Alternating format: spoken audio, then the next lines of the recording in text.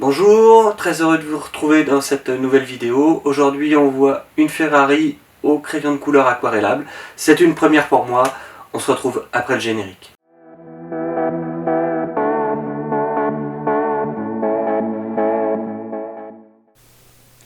Donc on commence par le croquis. Alors je vous l'ai mis en très rapide, hein. Il est bien évident que le croquis ne prend pas juste 2 minutes et m'a pris plusieurs heures. Donc je vous le passe très rapidement. Si vous voulez une vidéo plus précise sur les croquis préparatoires, n'hésitez pas à me le dire. Je me ferai un plaisir de vous faire des vidéos plus longues sur les croquis, voire des vidéos uniquement sur les croquis. Donc la voiture avance bien, on a un gros travail au niveau de la calandre, hein, qui est la partie la plus compliquée de la voiture. Donc après avoir fait le tour de la voiture, on s'attaque aux détails et on avance tranquillement. Donc je travaille toujours à partir de photos, hein. Il n'y a pas de nouveauté là-dessus. Après, chacun peut travailler comme il le sent. Beaucoup de mes camarades travaillent sur plan, d'autres sur photo. C'est très variable et c'est en fonction des affinités de chacun avec le dessin académique.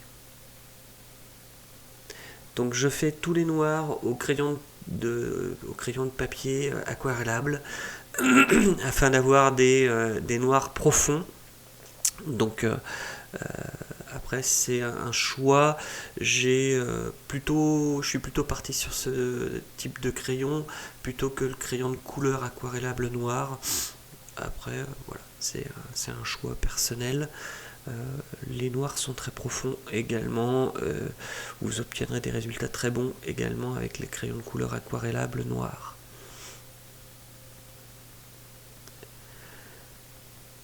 Donc je travaille sur les roues. Alors là c'était une petite partie et on voit que j'ai passé le pinceau mouillé sur le crayon de couleur aquarellable, et qu'on a donc sur les passages de roue notamment un noir très profond. Donc on attaque ensuite la partie crayon de couleur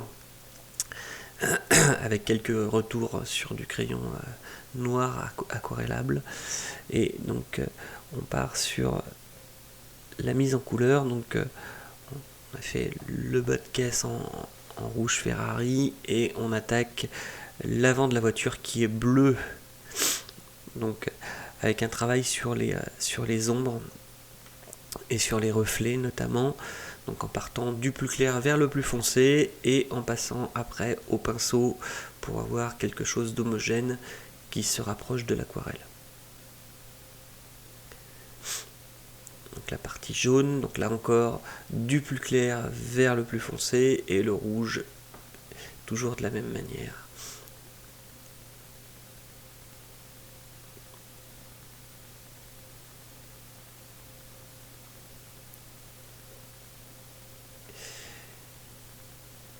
Donc toute la difficulté consiste à trouver les bonnes couleurs et les bons mélanges pour arriver aux couleurs idoines et arriver à retransmettre tout ce qu'on voit sur la photo. Donc là on a un dégradé. Alors, je suis parti du rose vers le rouge, sachant que la voiture bien évidemment est complètement rouge.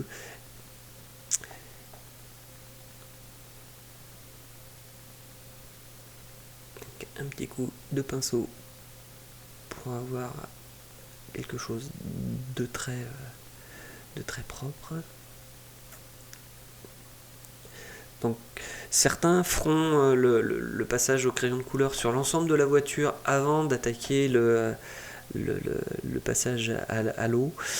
Moi j'ai tendance à le faire au fur et à mesure. Après c'est un choix personnel. N'hésitez pas à me mettre en commentaire ce que vous préconisez et comment vous le sentez. Si vous préférez passer d'abord le crayon et faire le passage à l'eau une fois que tout le crayon est passé sur l'ensemble de la voiture, ou si vous faites comme moi, par petits bouts.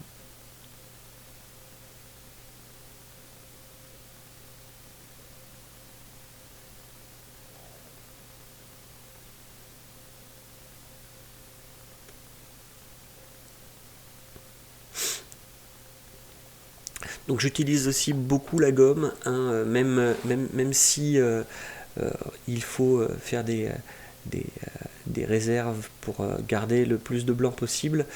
J'ai tendance quand même à utiliser la gomme comme tout bon dessinateur au crayon, ce qui n'est pas forcément la meilleure technique. Après, voilà, ça a des résultats assez probants quand même.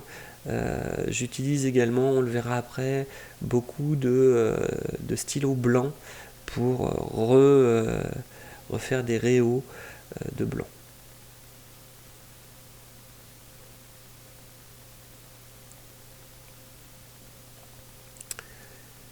Et vous pouvez également utiliser, ce qu'on verra un petit peu après, des liquides de masquage pour préserver les blancs et avoir des choses qui restent blanches malgré le fait que vous travaillez à côté.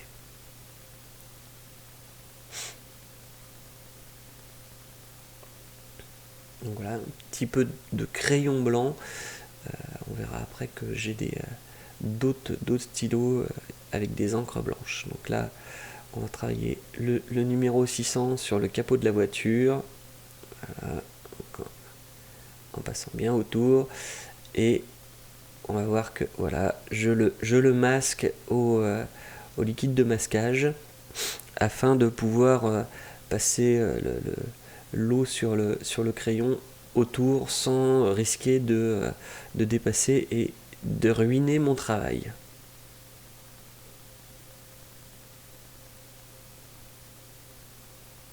Voilà, donc on voit que ça protège plutôt pas mal. Et on verra après que en le grattant un petit peu, on l'enlève facilement et qu'on se retrouve avec un numéro tout à fait blanc et tout à fait adéquat.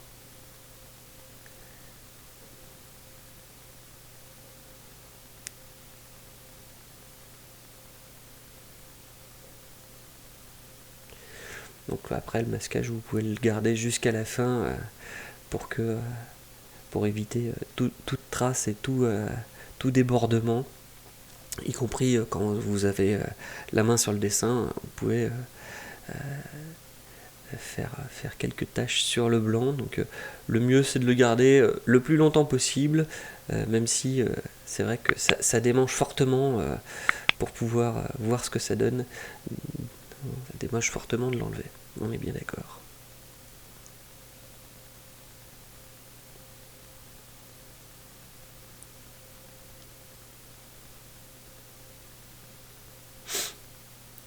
Donc on va attaquer bientôt voilà, la numérotation sur le côté de la voiture également. Et ce qui est une autre partie un peu compliquée. Donc voilà, le dégradé sur l'arrière de la voiture. Et le travail sur tous les reflets.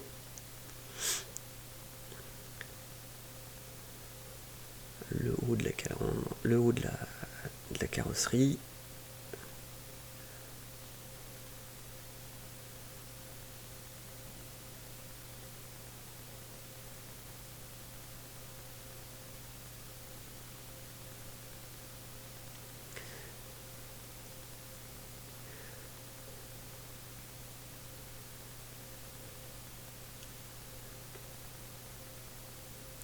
Et on attaque la numérotation sur le côté de la voiture. Donc je le travaille d'abord au crayon papier, au critérium, afin de pouvoir revenir dessus et le retravailler avant d'attaquer au crayon de couleur. Voilà. Donc voilà, après je le masque.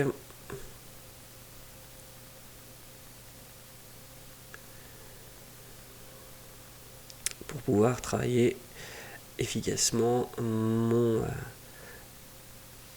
dégradé et tout le côté de la voiture sans me préoccuper de cette numérotation plus que ça.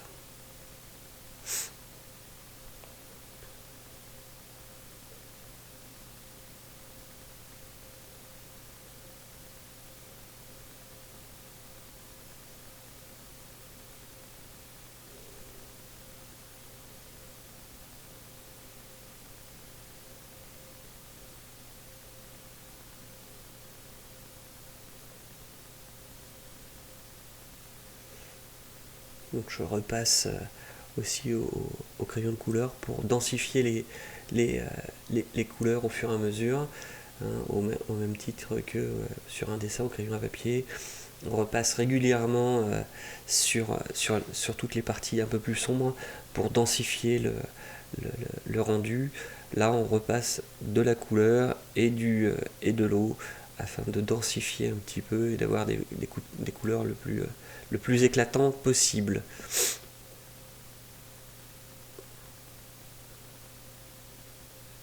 Donc, petit travail sur le siège. Donc voilà, je redensifie un peu les ouïes et les passages de roue. Petit travail sur l'ombre sous la voiture.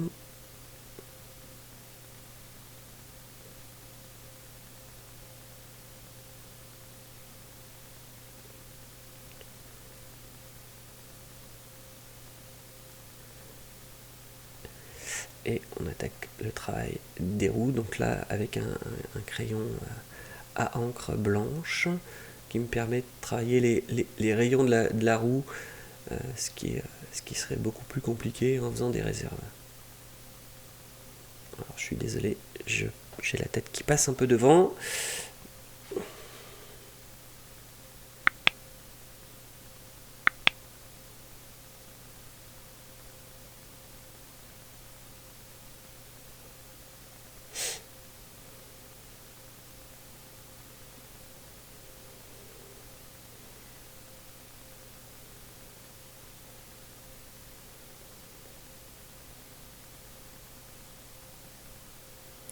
Donc voilà, on arrive à travailler les reflets de façon assez convenable avec ce type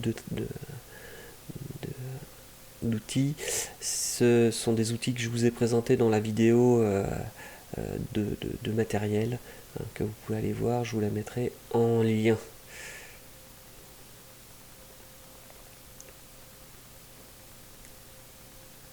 Donc, travaille ensuite sur la roue arrière, donc de la même manière, on fait le pneu et après on va travailler l'intérieur de la roue, la jante et les rayons. Petit travail sur les vitres pour les mettre en gris. On redensifie un petit peu les noirs sur la calandre,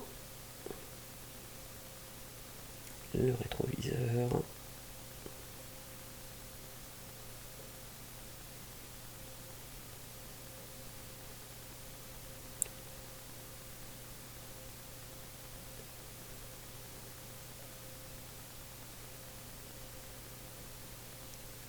Et voilà, j'ai enlevé le masquage.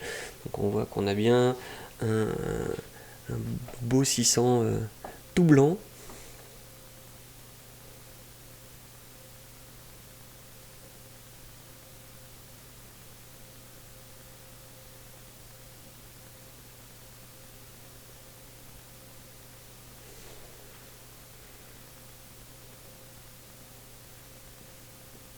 Et donc on attaque tout l'intérieur de la roue arrière, donc avec la jante. Voilà.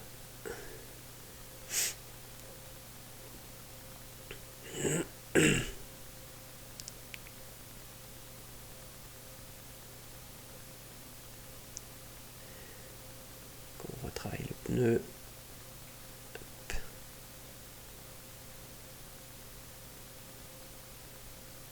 Et avec le blanc, on va aller travailler les rayons et les reflets. Donc voilà, on arrive à quelque chose d'assez propre. On va finir les petites retouches et on aura bientôt fini. Voilà, cette vidéo est maintenant terminée. Merci de l'avoir regardé, j'espère que ça vous a plu. Dans les prochaines semaines, pas mal de nouvelles vidéos devraient arriver. Je vais essayer d'en faire plus qu'une par mois parce que c'est pas assez. Et j'espère vous retrouver très très vite pour de nouvelles vidéos. Merci encore d'avoir regardé. N'hésitez pas à laisser un petit pouce bleu si ça vous a plu. Et abonnez-vous. Merci beaucoup. À très bientôt. Dessinez bien.